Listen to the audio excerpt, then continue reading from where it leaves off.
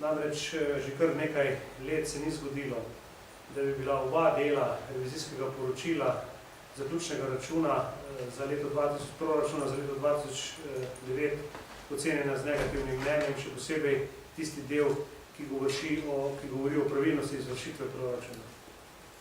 Skrb vzbujajo seveda tudi, ali pa zelo skrb vzbujajo tudi določbe revizijskega poročila, negativno poročilo, ki govori o splošnem delu, torej o bilanci prihodkov, odhodkov, o računu finančnih terjatev in naložb in drugih rečeh, o katerih izdanih poroštvih in vsem ostalim, ki zadolževanju, ki je določeno seveda v tem splošnem prvem delu.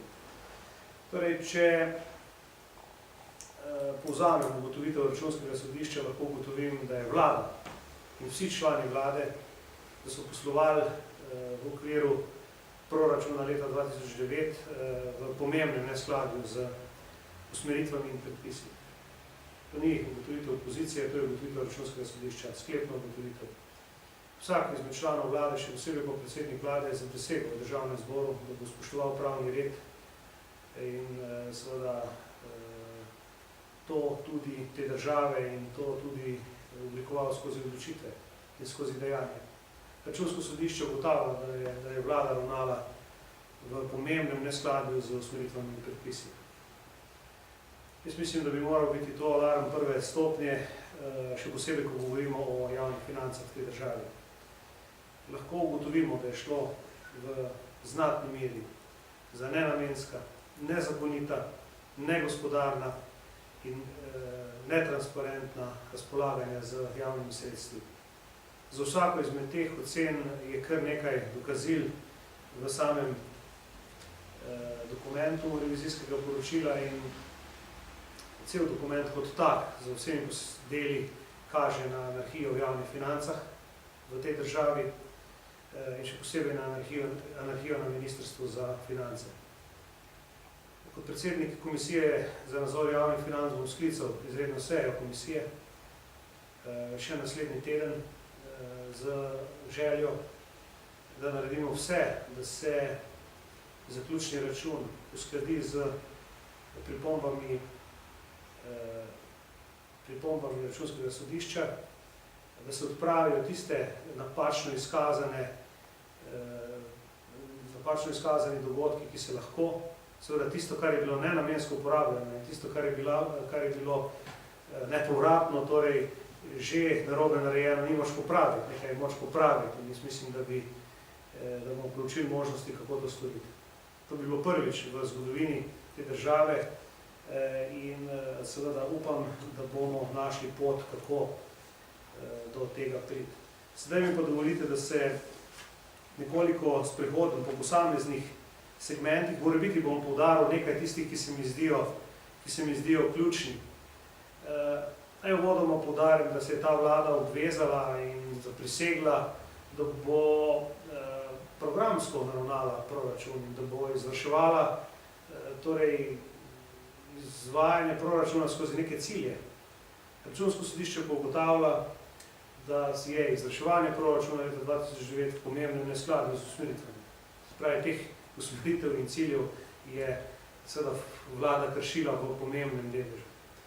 Če pogledamo bilanco prihodkov in odhodkov, lahko ugotovimo, da so bili prihodki v državni proračun v letu 2009 kar za približno 12% nižji kot v letu 2008 in da so bili odhodki kar za približno 8% višji kot v letu 2008.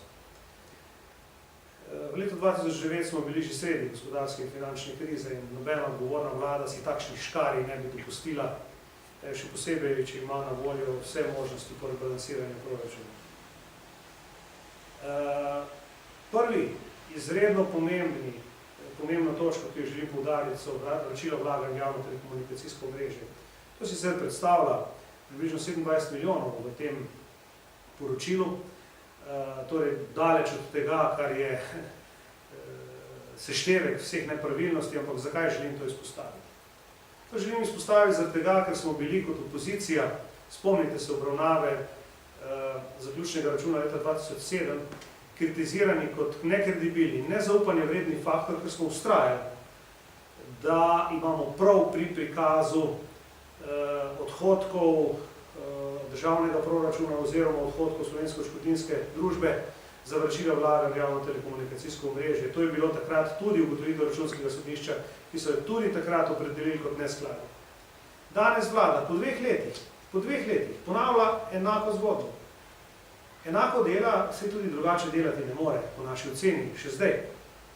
Še drugih podlag za drugačno prikazovanje teh odhodkov brez sprememb ureditev zakonodaje je seveda težko ali nemogoče.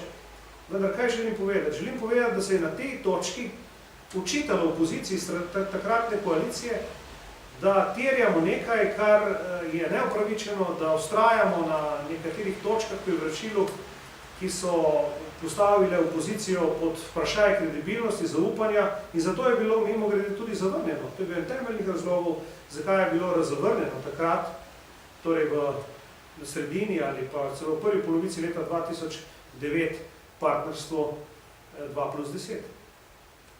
Sedaj pa vlada po 2 letih dela enako in sprašujem se, ali kako so utemeljeni tisti očitki takratne koalicije in seveda tudi vlade.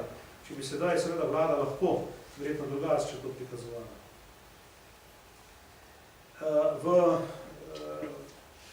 Druga pomembna in alarmantna ugotovitev je seveda tabela, ki prikazuje vse nepravilnosti, ko govorimo o realizaciji proračuna 2009 pred in po reviziji.